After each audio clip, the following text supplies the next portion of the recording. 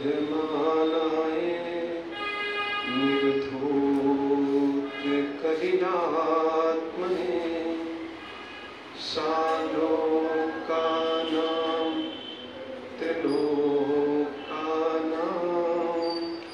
यदि विद्या दर्पणायते यदि विद्या दर्पणायते नमो अरिहन्ताणं नमो सिद्धाणं नमो आयनीयाणं नमो वज्रायाणं नमो लोये शब्दिशाहुणं।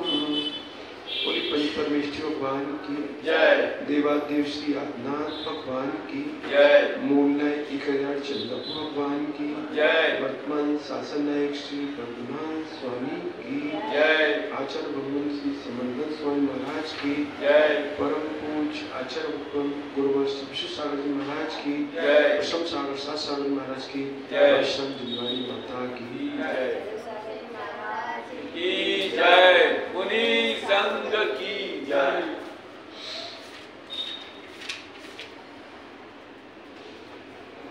हम सभी अंतिम निर्देश वर्तमान स्वामी के शासन में रास्ते और उनकी पीयूष वाणी जो जन जन का कल्याण करने वाली है, समीचीन सुख को देने वाली है, उसको पाल करते हैं।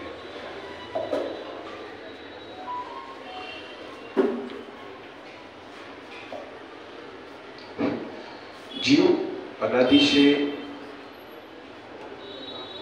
संसार के चक्र में गमन कर रहा है, कभी इस गति में कभी उस गति में है, और बिलक रहा है, क्रंदन कर रहा है, पर समीचीन सुख की प्राप्ति से दूर है, क्योंकि सत्य स्वरूप को नहीं समझा। वस्तु को जानने के लिए स्वभाव को जानने के लिए आचार्य भगवान उमा स्वामी महाराज ने क्या सूत्र दिया है? प्रमाण नय रधिगम, प्रमाण नय रधिगम। वस्तु का स्वरूप प्रमाण और नय से ज्ञात होता है। प्रमाण क्या है, नय क्या है? प्रमाण प्रमाण है, नय नय है। प्रमाण प्रमाण प्रमाण है, नय नय है। प्रमाण नय नहीं है, प्रमाण नहीं है। नय के द्वारा जो समीचीन कथन है, जो अपेक्षित कथन है, वो प्रमाणभूत है। प्रमाण प्रमाण प्रमाण है, प्रमाण वस्तु के संपूर्ण का दर्शन कराने वाला है। प्रमाण से वस्तु के सर्वांश को ग्रहण होता है और नय से अंश को ग्रहण होता है। अंश प्रमाण जो है, प्रमाण प्रमाण है, अंश प्रमाण का, नय प्रमाण का अंश है। नय क्या है? प्रमाण का अंश है। हम नय के द्वारा जो भी कथन होता है वो प्रमाण से नहीं होता। कथन जो भी होता है प्रमाण से नहीं होता, नय के द्वारा होता है। जितने भी कथन हैं, जितने भी वचन हैं, सब किससे होते हैं? किससे होते हैं?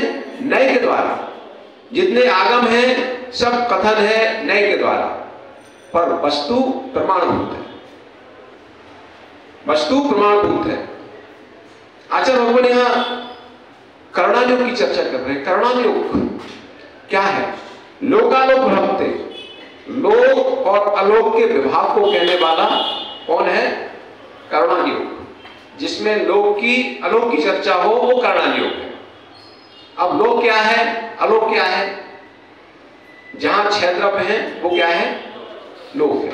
और छह द्रव्य से बाहर जो भी है वो क्या है? अलोक है, अलोकाकाश है। तो आकाश द्रव्य कितने हो गए? कितने द्रव्य हो गए? आकाश द्रव्य एक ही है, पर भेद किसने डाला? जहां छह द्रव्य पाए जाते हैं वो लोक है, और जहां छह द्रव्य नहीं पाए जाते हैं वहां अलोक है। पर आकाश अपने आप में एक अखंड द्रव्य है। जो लोकाकाश अलोकाकाश का भेद डाला वो छह द्रव्यों की उपस्थिति ने डाला है, सत्ता ने डाला है, पर आकाश तो एक अखंड द्रव्य है। लोकालोक वक्त जहां लोक का अलोक का कथन है। अब लोक में कौन कौन आएगा? छह द्रव्य, जीव, पुद्गल, धर्म, अधर्म, आकाश और काल। अब इसमें एक संख्या में कितने द्रव्य हैं? जो केवल एक है। 6 द्रव्यों में कितने द्रव्य अच्छे? एक ही एक है। धर्म द्रव्य, अधर्म द्रव्य और आकाश द्रव्य, ये कितने हैं? एक ही है। उसके बाद आ जाओ, काल द्रव्य कितने हैं? जितने लोक में प्रदेश है उतने ही काल द्रव्य है। उसके बाद कौन बचा? पहले जीव की बात कर लो। जीव कितने हैं? अनंत अनंत है। और जीव से भी अनंत बड़े क्या है? पुद्गल द्रव्य है। पुद्गल द्रव्य है। और ये सभी लोक में ही है। असंख्यात प्रदेशी लोक में ही सभी द्रव्य हैं। अब कहां से? क्षौद्रव्य जो है, क्षौद्रव्य लोक में ही है, लोकाकाश में ही है, अनंत अनंत द्रव्य है। और असंख्यात प्रदेशी लोक में। तो उस सब का कथन करने वाला कौन है? कर्णायोग है। लोकालोक भक्ति युग प्रवृत्ति चतुर्गति नमचा। युग का परिवर्तन, छठवां काल आने वाला है। उसके पहले कौन सा निकल गया? प्रथमा काल निकल गया पहले, द्वितीय काल आया, तृतीय काल आया, चतुर्थ आया, ये कौन सा चल रहा है? पंचम काल चल रहा है, छठवां भी आएगा। इन सब की व्याख्यान करने वाला कौन है? कर्णायोग है। लोक का सारा वर्णन, मध्यलोक का, उर्लोक का, अधोलोक का, नरक गति का वर्णन है। नरक कहां है? लोक में है कि नरक कहां है? स्वर्ग कहां है? मध्यलोक कहां है? अब लोक कितना बड़ा है? जितना मनुष्य आकार है। जो मनुष्य का आकार है वही लोक का आकार है। मतलब 14 राजू ऊंचा है। 14 राजू ऊंचा है और इसकी ऊंचाई 14 राजू है, पर नीचे से ऊपर इसकी प्रक्षाला अलग है। सबसे नीचे 7 राजू चौड़ा है, 7 राजू चौड़ा है नरक। और मध्यलोक पे आते आते ये 1 राजू रह जाएगा और उसके बाद चलेगा, फिर आगे बढ़ेगा 1 राजू से 3.5 राजू पे, फिर ये 5 राजू का है। फिर उसके बाद सिद्धशिला पे जाके फिर 1 राजू का रहेगा। ये सामने की स्थिति है। मतलब मनुष्य व्यक्ति खड़ा हो जाए तो वो स्थिति लोक की बनती है। अब लोक की गहराई कितनी है? ऊंचाई भी है, चौड़ाई भी है, गहराई भी है। अब गहराई भी इसी 7 राजू है। ये राजू जो है 7 राजू गहराई है और इसके मध्य में 10 राजू है। युग का परिवर्तन ही बताने वाला है। प्रथम काल कौन सा था? प्रथम कौन सा था? सुखमा सुखमा, मतलब उत्तम भोग भूमि, उत्तम भोग भूमि। द्वितीय काल सुखमा, मतलब मध्यम भोग भूमि, जहां कुछ भी नहीं करना, सारे इंद्रिय सुख सुलभ है। द्वितीय काल, तृतीय काल जगन भोग भूमि।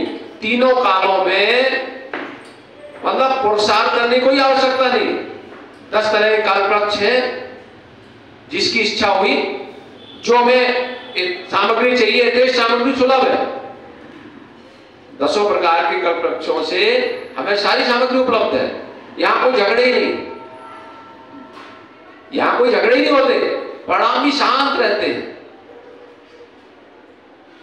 नियम से जीव स्वर्ग जाता है क्योंकि यहां संक्लेशता का न्यूनता है। संक्लेशता की वो विषय नहीं है। जहां अल्प वस्तु हो वहां झगड़े हो।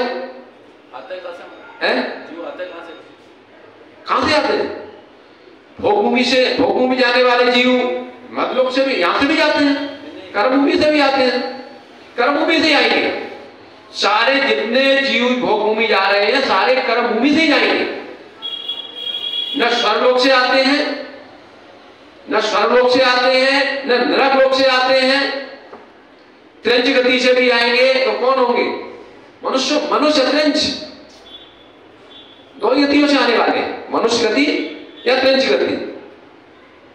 मतलब जिनने दान दिया है, जिनने दान दिया है गुरुओं को,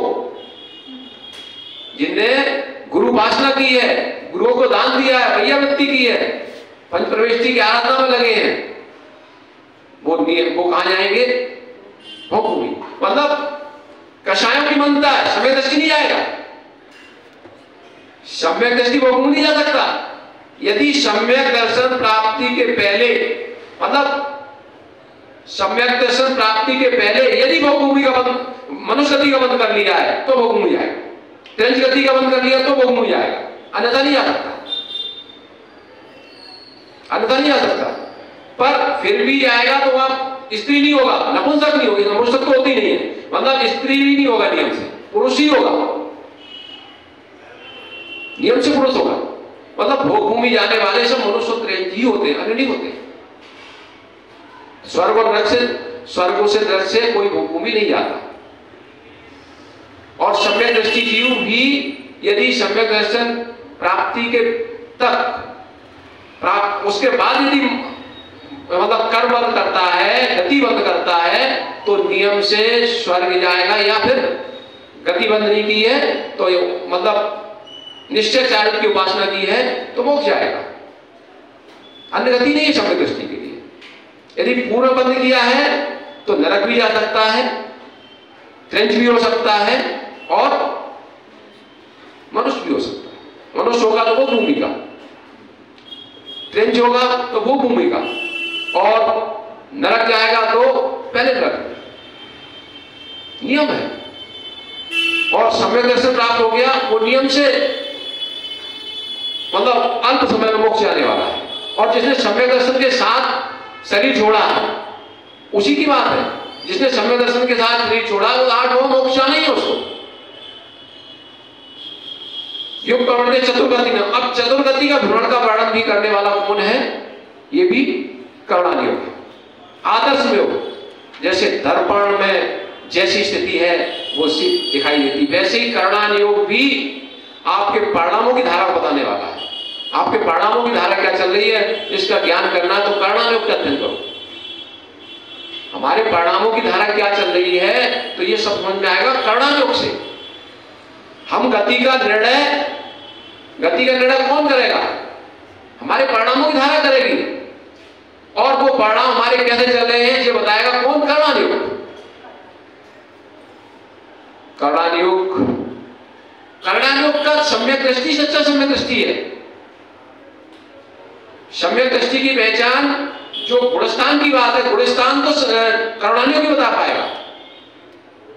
प्रथमान योग गुणस्थान नहीं बताता, और चरणान योग भी नहीं बताता कि प्रथमान योग से तुम देख लेंगे भाई ठीक है, प्रशस्त भाव है, अच्छे काम कर रहा है, भगवान की पूजन भक्ति में लगा है, ठीक है, मतलब सम्यक दृष्टि ऐसा मान सकते हैं, अणुव्रति मान सकते हैं, महाव्रति मान सकते हैं, 28 गुणों का पालन कर रहा है, तो चरणान योग का महाव्रति है।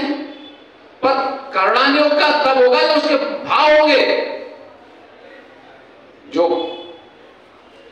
जो आपके भावलिंगी की बात कहते हैं, भावलिंगी तो कर्णान योग ही बता पाएगा, भावलिंगी अवस्था कर्णान योग बताएगा।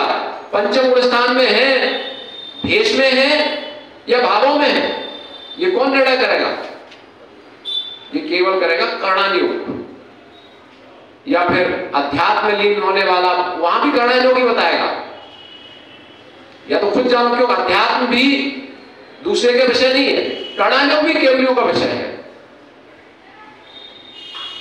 कर्णान योग मतलब हमारे कर्णान योग पढ़ने से, देखो प्रथमान योग पढ़ने से लगता है कि किस जीव ने क्या किया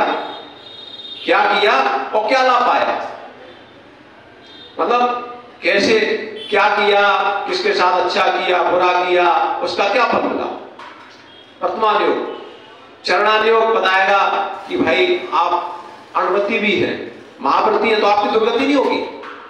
यदि आप अणुव्रतों का पालन कर रहे हैं, महाव्रतों का पालन कर रहे हैं, तो आपकी दुर्गति तो नहीं हो सकती। आप सम्यक नहीं, तब भी दुर्गति नहीं हो सकती, तब भी नहीं होगी दीपक भाई, तब भी दुर्गति नहीं होगी। दुर्गति जब होगी जब अणुव्रति और महावर्ती का भेष तो है, पर व्रतों का पालन ना हो। व्रतों का पालन, यदि बाह्य में भी व्रतों का पालन है तो दुर्गति नहीं हो सकती। और यदि भावों में परिणामों में आपकी धारा चल रही है अणुवती महावर्ती की, तो बनने वाला भगवान है, बनने वाला भगवान है, अल्प समय भगवान बनेगा। परिणामों के साथ, भावों के साथ महावर्ती जब शरीर को छोड़ता है तो उसका जो है 2-3 भाव में ही केवल उद्घाटित हो जाता है, केवल उद्घाटित हो जाता है। भाव भाव में भ्रमण को समाप्त करना है तो समीचीन ज्ञान को अपने हृदय में धारण करना पड़ेगा। ज्ञान जो है हमारे निर्णय में सहकारी है, वस्तु को ज्ञान कराने में सहकारी, श्रद्धा को दिलाने में सहकारी है, चरण में आगे बढ़ाने वाला है। जब तक वस्तु स्वरूप का ज्ञान नहीं है तब तक संसार का भ्रमण है। वर्तमान योग लोकालोक रखते आदर्श में उत्तावती रवित करणम, जो मतलब लोकालोक को भाग को बताने वाला, युग के परिवर्तन को बताने वाला, और चारों गतियों भ्रमण क्यों जीव कर रहा है उसको बताने वाला, और दर्पण के समान करुणान योग को बताता है। वो सम्यक ज्ञान है, शुद्ध ज्ञान है, शुद्ध ज्ञान है। शुद्ध ज्ञान ही हमारा ज्ञान बनता है, शुद्ध ज्ञान ही हमारा ज्ञान भाव शुद्ध बनता है, और भाव शुद्ध ही उपकारी है। शुद्ध ज्ञान हमने ग्रंथों को पढ़ लिया, याद कर लिया, ये हमारे मोक्ष का हेतु नहीं है। हमारे भावों में वो परिणति आ रही कि नहीं आ रही है, श्रद्धा का विषय बना कि नहीं बना, ये हमारे मतलब जो कल्याण का विषय है। इसलिए स्वाध्याय भी हो केवल शब्दों में नहीं, शब्दों में नहीं, अर्थ में भी नहीं, अर्थ में जाना, शब्द में नहीं, शब्दार्थ में नहीं, अर्थ में, उसके अनुभव में जाना, तभी हमारा जो है स्वाध्याय कार्यकारी है, तभी हमारा नर्जन कार्यकारी है, वही जो है हमारे भाव के भ्रमण को नष्ट करने में सफल होगा। बोलिए आचार्य विश्वेश्वर महाराज की।